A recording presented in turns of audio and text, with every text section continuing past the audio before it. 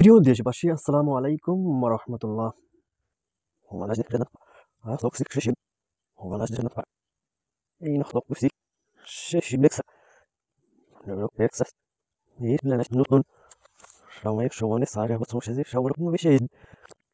বিগত ফ্যাসিস্ট হাসিনা ভারতের ইন্ধনে তাদের সংগঠন চালাইত এবং দেশ শাসন করত। কিন্তু বর্তমানে বিএনপি তাদের সুর ধরেছে। এই বিষয় নিয়ে আজকের বেশ কয়েকটা গোপন তথ্য আপনাদেরকে জানাবো।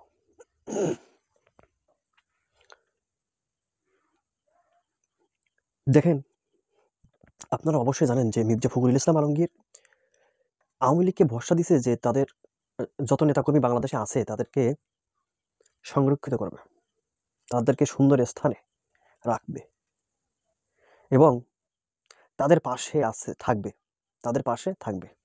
এটা কিন্তু বিএনপির মহাসচিব মির্জা ফখরুল ইসলাম আলমগীর বলেছে। এরপর দেখেন,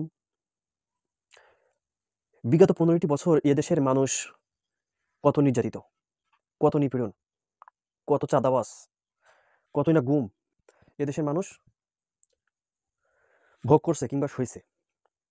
কিন্তু আবার সেই ফ্যাসিস্টের অনুসরণ করে এদেশ কি চলবে? প্রমাণ। এটা কি পার্টিগতভাবে সাইনবোর্ড দেওয়া হয়েছে নাকি? এটা তাই তো বিএনপি লোকজন কাছে কিসের লেগে পার্টি ছাড়া ধরা যায় নাই। এবার তো আওয়ামী লীগের লোক আর যে দলে ছিল সে আওয়ামী লীগের মুজিবর 1 নম্বর ওয়ার্ড আওয়ামী লীগের সভাপতি মানুষের জ্বালিয়ে পড়ে খাইছে, একাধিক মামলা দিচ্ছে মানুষের, বুঝছেন? সে কি জোর করে খাইতো নাকি লিজ নিয়ে খাইতো? এটা জোর করে খাইতো বহুত বাড়ি দখল করতে, অনেক ভূমি দস্যু, তার নামে একাধিক মামলা আছে। দেখেন তার নামে অনেক অভিযোগ আছে। খালি এটা না, এটা ছাড়া অনেক কিছু করছে, বহুত জমি জমা মাইসের মাটি এগুলো বিক্রি করে দিছে। আর আমার কথা বলছে কে যে সে আইছে ওই স্থানীয় লোকজন না আপনি গেছেন তা বলে নাই, বলছে যে হ্যাঁ আমি তো যাইওনি নাকি হয়েছে। আর যারা আছে আপনার সাথে নাকি রাজনীতি করে সবাই। হ্যাঁ অবশ্যই আমি বিএনপির সেক্রেটারিতে সভাপতি তো আমার সাথে রাজনীতি করবো, সাংগঠনিক আমার সাথে করবো, ওয়ার্ড বিএনপি সভাপতি আমার সাথেই করবো, ঠিকই তো আছে। আমি বিগত দিনে চেয়ারম্যান নির্বাচন করছি, আগামীতে আমি চেয়ারম্যান নির্বাচন করুম দলে থেকে, আমার নীতি থাকুন। এই কারণেই তো। আর আপনাকে যারা পাঠাইছে কেরা তাও তো আমরা বুঝতে পারছি। শুনেন, এটা তোর মজিবর পাঠায় নাই, মজিবর তো কিছু নাই। 5 আগস্টের পরে হাতি নাই না, আর মজিবর থাকে কেমনি দেশে? কেরা যা পাঠাইছে আমরা বুঝতে পারছি। এটা আমাকে বিপদের লোক, এই বিএনপির মানুষ আপনাকে পাঠাইছে, তাতে আমাদের কিছু যায় আসে না। আপনারা সাংবাদিক প্রতিবেদন করে নিয়ে যান, তাতে কিছু হয় না। ওই কি করলেন নাম কি মজিবর আছে না, ওর কপাল আরো খাইলো, আমার সাথে চক্কর দিল না, ওর কপালটা খাইলো। তেলটা থাকা বন্দর, আমি তো স্পটে যাইনি, ও কেমনে থাকে এই দামে আর থাকতে দিন না। আচ্ছা ভাই, যে আমাদের কাছে একটা লিজের কাগজ দেখাইছে তারা, যেখানে তাদের নামে স্পষ্ট লিজ মানে 5 আগস্টের পর লিজ আছে নাকি বুঝেন না? দেশের বাবু বুঝেন না, আপনারা দেশের বুঝেন না, থানা মানা ইটি বুঝেন না, দিন বেশি বসে কাম করলে এখন সেইটি আছে না লিজ মিস, ও থাকা পারবো না। ও যেহেতু সাংবাদিক পাঠাইছে আমার কাছে, ওর বন্ধ থাকা। আমি আপনি সাংবাদিক না, আপনার বলে দিলাম, আমার রেকর্ড করে রাখেন। আমার রেকর্ড করে আপনি আমার চেনেন নামি কেনা। আমি খালি তো শুনলেন শিমুলের পুরো পরিচয়টা নিয়েন। শিমুল কি, আমি তো কোর্টে আছি ভাই, আপনার লোক দেখা করতে পারলাম না, দেখা করুন নি চেম্বারে এসে ফোন দেবো না এক সময়। আপনি যদি ওর কপালটা উই খাইলো, ও দেলা থাকা পারবো না। আপনি রেকর্ড করেন, জামা তাই করে পুরো আপনার শিমুলে যায় আসে না। 16 বছর বিএনপি করছি, 9টা মামলা খাইছি, যাবতীয় সাজা হয়েছে, বুঝেন নাই কথাটা? এই আওয়ামী লীগের টার্মে বিএনপি করে বহুত ত্যাগ শিকার আছে, বহুত কিছু। ও 1 নম্বর ওয়ার্ডের সভাপতি এখনো থাকে দেশে, ও থাকা পারবো না। একটু বড় অর্ডার দিতে দিচ্ছেন পোলাপানতে এমনি থাকে।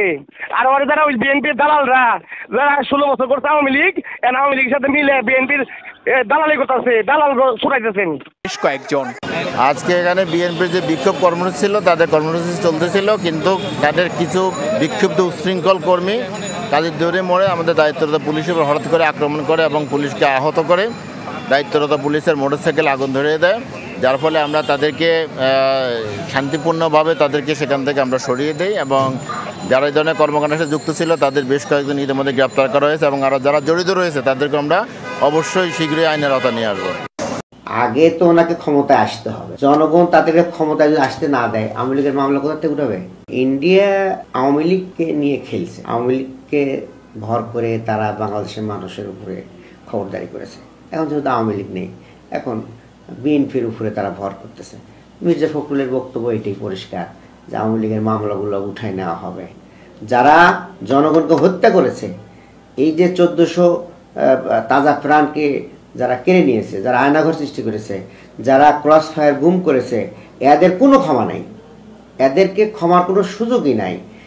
আমরা তো বলছি না যে পাইকারি হারে মানুষ ধরো আর জেলখানায় ভরো, তা তো বলছি না। আমরা বলছি যাদের বিরুদ্ধে সুনির্দিষ্ট মামলা হয়েছে তাদের মামলা প্রত্যাহারের কোনো সুযোগ নাই। তৎকালীন সময় যারা আওয়ামী লীগ করেছে, কিন্তু এর ভিতরে সবাই যে সন্ত্রাসী তা তো না, সাধারণ মানুষ তো আওয়ামী লীগ করেছে, তাদের ব্যাপারে তো মানুষের চেয়ে নাই। মানুষের চেয়ে হলো যারা এই সন্ত্রাসগুলো করেছে, অন্যায়গুলো করেছে, সহযোগিতা করেছে, সক্রিয়ভাবে যারা সন্ত্রাসে ভূমিকা রেখেছে তাদের বিরুদ্ধে মামলা হয়েছে, এই মামলা প্রত্যাহারের কোনো সুযোগ নাই। আওয়ামী লীগের বিকল্প কাজ হিসেবে বিএনপি করতেছে, এটা এনডিআরকে সন্তুষ্ট করার জন্য করতেছে। তা আসলে ইন্ডিয়ার পক্ষে থেকে আওয়ামী লীগ যেমন লাভবান হয় নাই, বিএনপি যদি আওয়ামী লীগ ইন্ডিয়ার পক্ষে যায় সেটা বেশি লাভবান হবে না। বিএনপির লোকজন অ্যান্টি ইন্ডিয়ান সেন্টিমেন্ট ফলো করেছে, তারা দেশের পক্ষের শক্তি ছিল, কিন্তু 5ই আগস্টের পরে যখন দেখছে যে আওয়ামী লীগের চরিত্রগুলো বিএনপির মধ্যে চলে আসছে, যেমন চাঁদাবাজি করা, সন্ত্রাস সৃষ্টি করা, টেন্ডারবাজি করা, টেম্পো স্ট্যান্ড দখল করা, এই কাজগুলো ছিল ছাত্রলীগ, যুবলীগের, আওয়ামী লীগের। আর সেগুলো যখন বিএনপি করা শুরু করেছে, বিএনপির মধ্যে যারা ভালো লোক তারা চিন্তা করছে যে এদের সাথে থাকলে আমরা দেশপ্রেমিক, দেশের পক্ষে থাকবো না, অতএব জামাতের দিকে যাই। এবং আমরা আশাবাদী যে জনগণ সবাই জামাতের পক্ষেই রায় দিবে এবং আগামী দিনে জামাত সরকার গঠন